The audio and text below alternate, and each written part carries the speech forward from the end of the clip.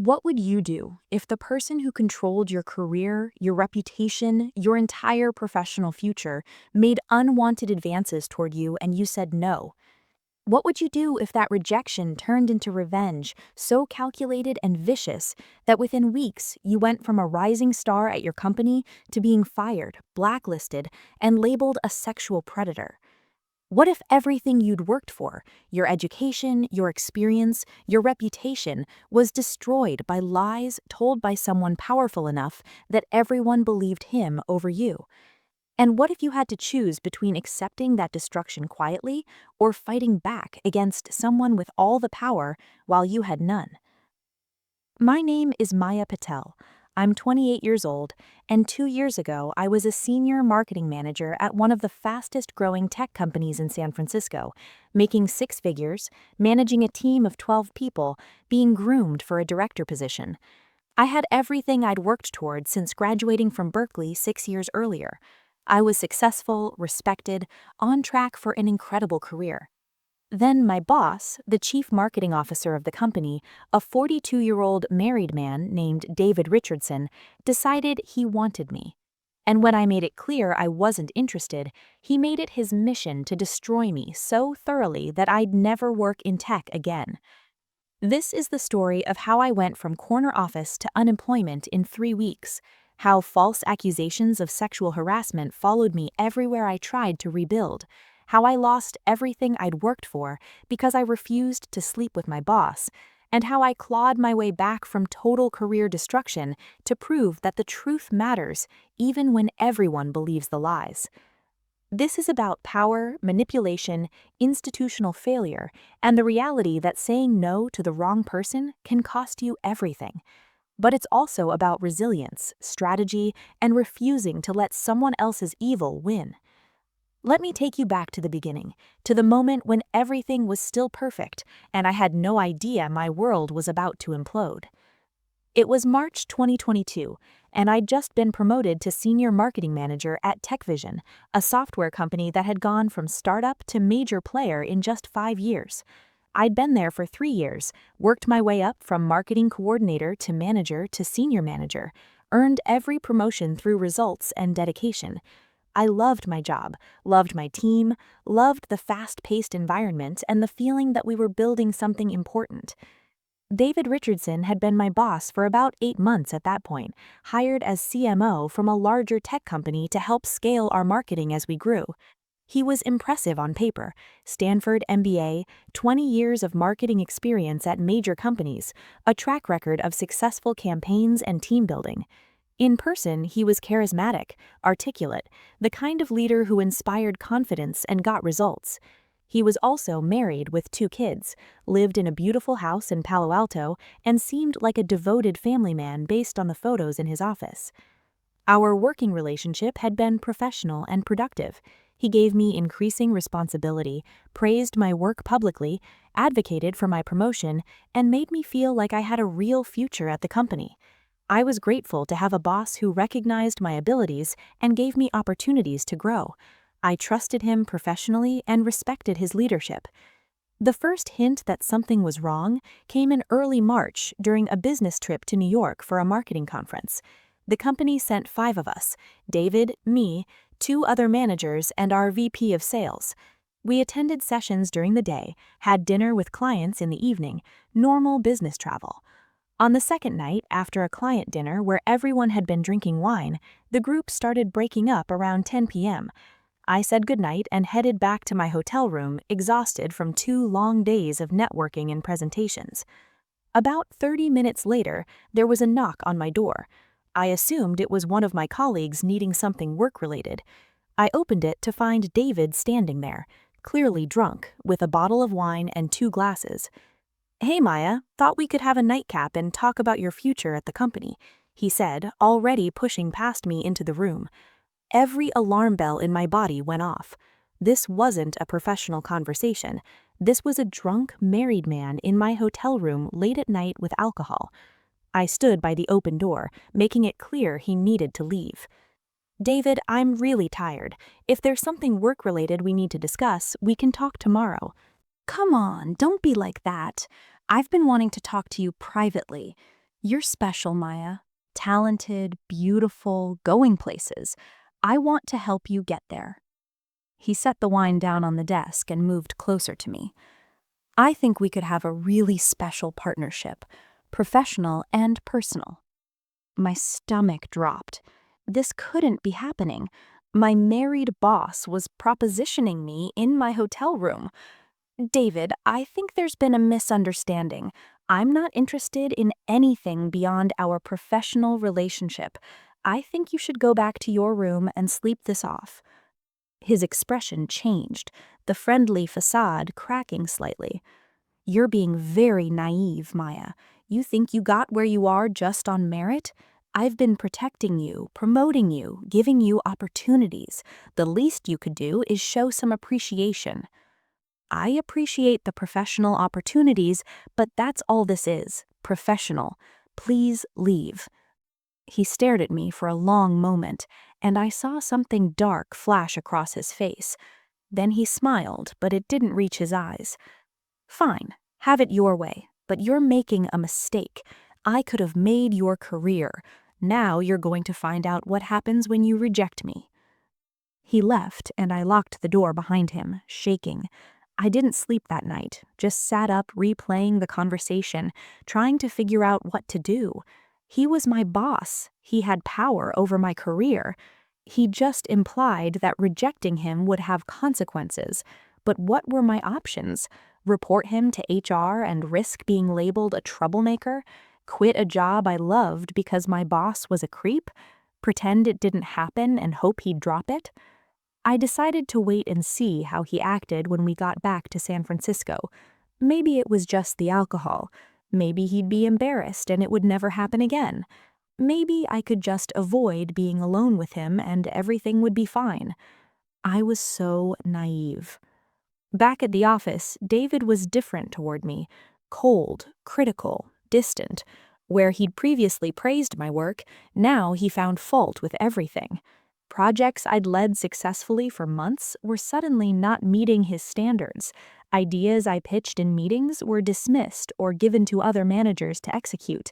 My team noticed the shift and started asking if everything was okay between us.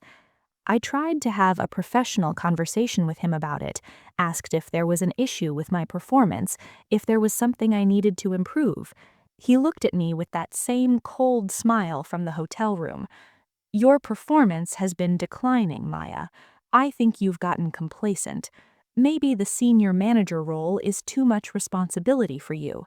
I'm reconsidering whether you're really director material. It was clear retaliation for rejecting him, but I had no proof.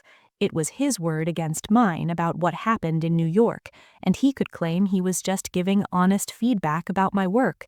I felt trapped. Then things escalated. In late March, I was called into a meeting with David and our VP of HR, a woman named Caroline whose job seemed to be protecting the company rather than protecting employees. They sat me down and Caroline delivered the bomb. Maya, we've received a complaint about your behavior toward David. He's reported that you've been making unwanted sexual advances, sending inappropriate messages, and creating a hostile work environment for him. I literally couldn't speak for a full minute. The accusation was so backwards, so completely opposite of reality, that my brain couldn't process it. That's not true. None of that is true. He's the one who came to my hotel room in New York and propositioned me. I rejected him, and now he's retaliating. David looked at me with perfect, wounded innocence. Maya, I understand you're upset about the performance feedback I've been giving you, but making false accusations against me isn't going to change the fact that your work has been subpar. And now you're doubling down by claiming I did something inappropriate in New York. I came to your room to drop off some documents. You're the one who invited me in and made advances that I had to reject. That's a complete lie. You showed up drunk with wine. You told me I should be grateful for your help and implied there would be consequences for rejecting you. Caroline held up her hand. Maya, these are serious allegations on both sides. We're going to need to investigate this thoroughly. In the meantime, you're being placed on paid administrative leave while we sort this out. You'll need to hand over your laptop and badge and leave the premises immediately. I was being kicked out of my own office while my boss, who'd actually harassed me, stayed in his position. The injustice was staggering. You're suspending me? He's the one who came to my room. He's the one retaliating because I rejected him. I'm the victim here. The investigation will determine that, Caroline said in a tone that made it clear she'd already decided. We take all harassment claims seriously, including claims against employees by their supervisors. Please collect your personal belongings. Security will escort you out. I was walked out of the office like a criminal while my team watched in confusion and whispers spread through the marketing department. I'd been at TechVision for 3 years, had friends there, had built relationships and a reputation, and in one afternoon it was all destroyed by a lie. The investigation was a joke. They interviewed David, who spun a story about me pursuing him for months, sending him flirtatious messages, showing up at his office after hours, making comments about his appearance. All lies, all completely fabricated. He said he'd tried to handle it quietly by giving me professional feedback and creating distance, but I'd escalated by making accusations against him when he couldn't help me get promoted faster. They interviewed some of my colleagues who were asked leading questions about whether I'd ever seemed interested in David, whether I'd ever mentioned him outside of work, whether my behavior had seemed inappropriate. People who didn't know what to say, who were confused and scared for their own jobs, who gave answers that could be interpreted multiple ways.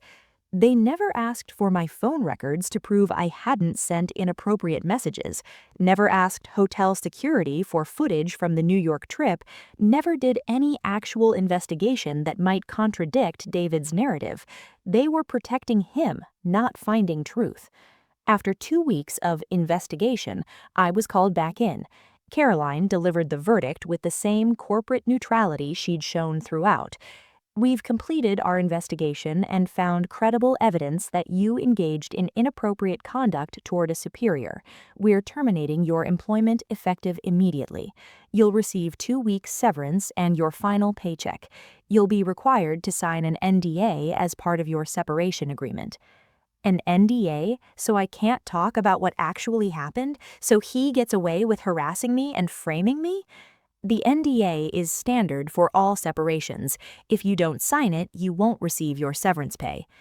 2 weeks' salary in exchange for my silence about being sexually harassed and then falsely accused by my boss. I didn't sign it, refused to let them buy my silence, which meant I got nothing except a destroyed reputation and a file that said I was terminated for sexual harassment. I was 26 years old, unemployed, and labeled a sexual harasser. My promising career was over before it had barely started. I tried to find another job, applied to dozens of positions in my field, got interviews based on my resume, then HR departments would call TechVision for references, and suddenly the job offers would evaporate. I knew what they were being told, that I'd been terminated for sexual misconduct. No one wanted to hire someone with that in their file. The tech industry is small, especially in San Francisco. Word spreads. I started hearing whispers that I was that girl who sexually harassed her boss at TechVision. People I'd worked with professionally for years stopped returning my calls. Networking contacts went cold. My reputation was destroyed. I ran through my savings in 3 months, couldn't make rent on my apartment in the city, had to move back in with my parents in San Jose at 26, feeling like a complete failure. My mom tried to be supportive, but didn't fully understand what had happened. My dad was angry that I hadn't just kept my head down and dealt with it quietly. No one seemed to grasp that I'd been the victim and was being punished for it. I fell into depression, stopped getting out of bed some days, stopped applying for jobs because the rejection was too painful, started questioning everything about myself, about whether I'd somehow caused this, about whether I'd misread the situation in New York, about whether David's version of events was somehow true and I was delusional. That's what this kind of gaslighting does. Even when you know the truth, even when you were there and experienced it directly, having powerful people insist on a completely different narrative makes you doubt your own reality. My friend from college, Priya, finally intervened after 3 months of watching me spiral. She came to my parents' house, dragged me out of bed, and made me tell her the entire story from beginning to end.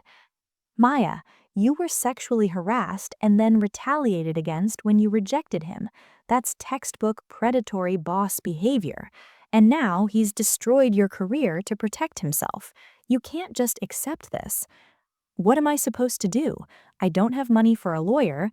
I didn't sign the NDA, but I can't prove what actually happened.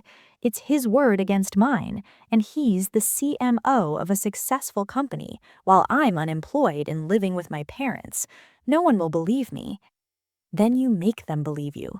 You document everything, you find other victims because men like this don't stop at one woman, and you fight back. She was right.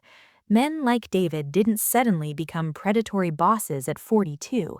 He'd done this before and would do it again. If I could find other women he'd harassed, if I could build a pattern, maybe I could prove I was telling the truth. I started investigating David Richardson's career history, used LinkedIn to track down women who'd worked under him at previous companies, reached out carefully, explaining what had happened to me and asking if they'd experienced anything similar. The first 3 women I contacted didn't respond. The fourth, a woman named Jennifer, who'd worked for him 5 years earlier, called me within an hour of getting my message. "Oh my God, he did it to you too," she said, and I could hear the pain in her voice even through the phone. "He came on to me at a business conference. When I rejected him, he made my life hell until I quit, told people I was unstable, that my work was poor, made it impossible for me to do my job. I left before he could fire me, but my career never recovered. I'm a paralegal now instead of in marketing because I couldn't get hired anywhere in the industry after what he did." We compared stories. The patterns were identical: business trip, inappropriate advances, rejection, retaliation, destruction of career. She'd never reported it because she had no proof and knew no one would believe her. "There are others," Jennifer told me, "at least 2 more women from that company that I know of, and probably more from his other jobs. He's been doing this for years." Over the next month, I found 7 women David had harassed over a 15-year career. 7 women whose careers he'd damaged or destroyed when they rejected him. 7 women who'd stayed silent because they had no proof, no power, no reason to believe they'd be believed over a successful executive. But together we had a pattern, and patterns are harder to dismiss than individual accusations. I took everything I'd gathered, my own documentation, the testimony of 7 other women, the timeline showing David had left his previous companies shortly after complaints, to an employment attorney named Sarah Chen, who specialized in sexual harassment cases. Sarah reviewed everything carefully. "This is a strong case for a pattern of predatory behavior, but I need to be honest with you about what you're facing. David Richardson is wealthy, well-connected, and will hire expensive lawyers to fight this. His company will protect him because admitting they mishandled your complaint opens them to liability. This will be expensive, emotionally draining, and could take years. Are you prepared for that?" "I don't have money for expensive litigation." "I'll take your case on contingency. If we win, I get a percentage of the settlement. If we lose, you don't pay me, but you'll pay in other ways: your time, your emotional energy, having to relive the trauma repeatedly. You need to be sure you want to do this." I thought about those 7 other women, about future women David would target, about the career I'd lost and the reputation that had been destroyed, about whether I could live with myself if I stayed silent. "I'm sure. Let's destroy him the way he destroyed me." We filed a lawsuit in August 2022, 5 months after I'd been fired. Sexual harassment, retaliation, wrongful termination, and emotional distress. We also filed a complaint with the EEOC. The lawsuit named both David and Technician, arguing the company had failed to properly investigate and had enabled his predatory behavior. The lawsuit made local tech news. Former TechVision employee sues CMO for sexual harassment. Suddenly, my name was out there publicly attached to the case. Some people reached out with support. Many more sent hateful messages calling me a liar, a gold digger, someone trying to destroy a man's career for attention or money. David's lawyers came out swinging, filed a countersuit against me for defamation, claiming I was making false accusations to extort money, released a statement saying I'd been terminated for cause due to inappropriate conduct and now trying to cover up my own behavior by attacking an innocent man, used his resources to paint me as unstable, vindictive, someone with a history of inappropriate workplace behavior. The media coverage was brutal. I was young, female, attractive, which meant half the coverage focused on my appearance rather than the facts of the case. Comment sections filled with people calling me names, questioning my motives, saying I probably dressed provocatively at work or led him on. The victim blaming was relentless. My family felt the pressure too. My dad got harassment at his workplace from people who'd seen the news. My mom stopped going to her book club because the other women whispered about her troubled daughter. I was causing problems for everyone around me just by fighting back. I almost dropped the lawsuit multiple times. The stress was overwhelming, the public scrutiny devastating, the financial pressure enormous, even though Sarah was working on contingency. But every time I was ready to quit, one of the other victims would reach out, would tell me they were grateful someone was finally standing up to him, would say they wished they'd been brave enough to fight back, would remind me this was bigger than just my ruined career. The discovery phase of the lawsuit was where things started to shift. Sarah subpoenaed TechVision's HR records and found that 2 previous employees had filed complaints about David that had been quietly settled with NDAs and severance packages. The company had known he was a problem and had covered it up rather than dealing with it. She also subpoenaed David's work emails and found inappropriate messages to multiple female employees. Nothing explicitly sexual, but clearly boundary crossing. Comments about appearance, invitations to private meetings at odd hours, messages sent late at night that had no business purpose. The pattern of behavior was clear. But the smoking gun came from an unexpected source. One of my former colleagues at TechVision, a guy named Marcus who'd been on my team, reached out to Sarah. He had text messages between him and David from around the time I was fired. David had asked Marcus if he thought I was attractive, if he'd ever hooked up with me, whether I dated guys from work. Marcus had found it weird at the time, but hadn't thought much of it. Looking back with context, it was clear David had been fishing for information he could use against me. More importantly, Marcus had overheard a conversation between David and another executive, where David had explicitly said he needed to get rid of Maya before she causes problems, and that the sexual harassment claim against her should do it. Marcus had recorded that conversation on his phone because it had made him uncomfortable, and he wanted documentation in case he ever needed it. That recording was the proof we needed. David's own words admitting he'd fabricated the harassment claim against me to get me fired. It was devastating evidence that turned the entire case.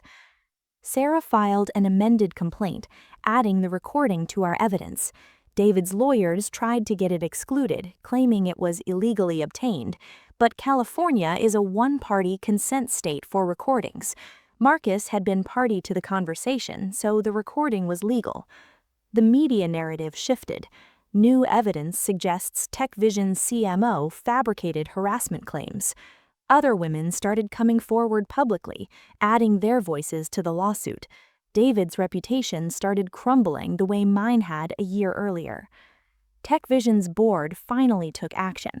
David was placed on administrative leave pending an internal investigation. The company's stock took a hit from the negative publicity. Investors started questioning the company's culture and governance. The board was facing pressure to clean house. In December 2022, 9 months after I'd been fired, TechVision offered a settlement, $3 million, split among me and the other victims who joined the lawsuit. A public apology acknowledging they'd mishandled the complaints. David's resignation from the company. And no NDA. They couldn't buy our silence anymore. David's wife filed for divorce 2 weeks after his resignation made headlines. His reputation in the tech industry was destroyed. Other companies where he'd worked started investigating their own harassment complaints against him. His entire carefully constructed career collapsed just like he'd tried to do to mine. The settlement money helped, but it didn't undo the damage. I'd lost 1.5 years of my career, lost my confidence, my professional network, my trajectory in the industry. The money couldn't give me back what had been taken. But it did give me options. I used my portion of the settlement to start my own marketing consulting firm.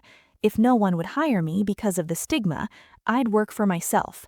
Built my client base slowly through personal referrals and word of mouth, focused on working with companies that took workplace culture seriously, that wanted to build ethical environments.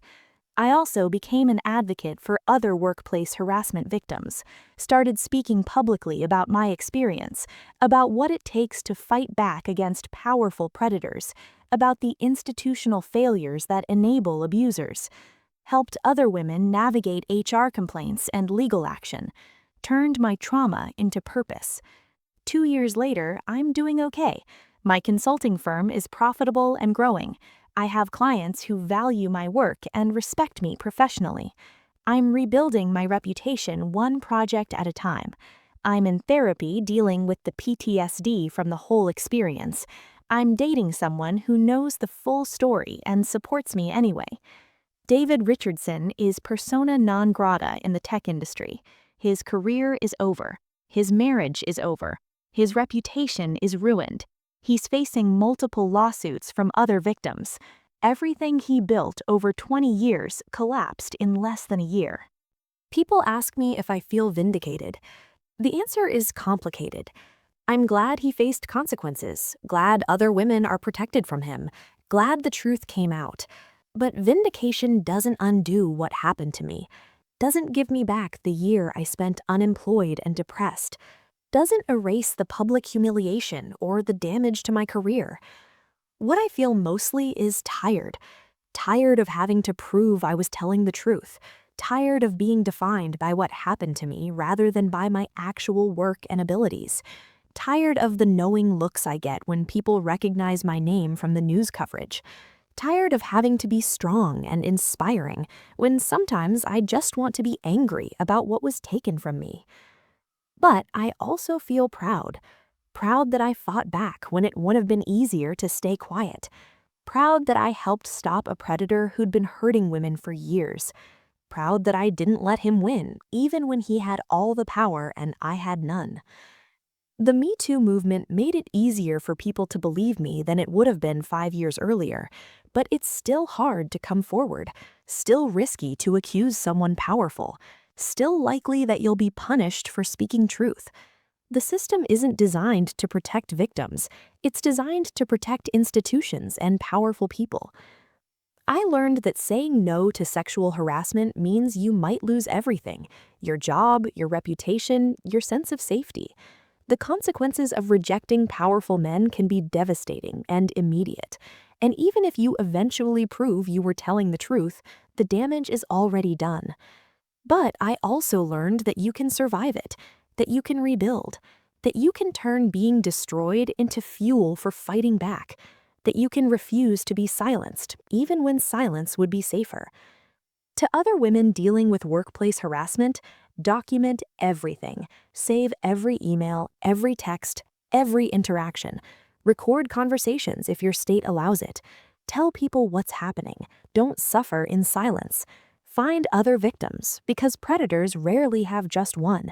Get a good lawyer who believes you, and understand that fighting back is hard, but giving up is harder.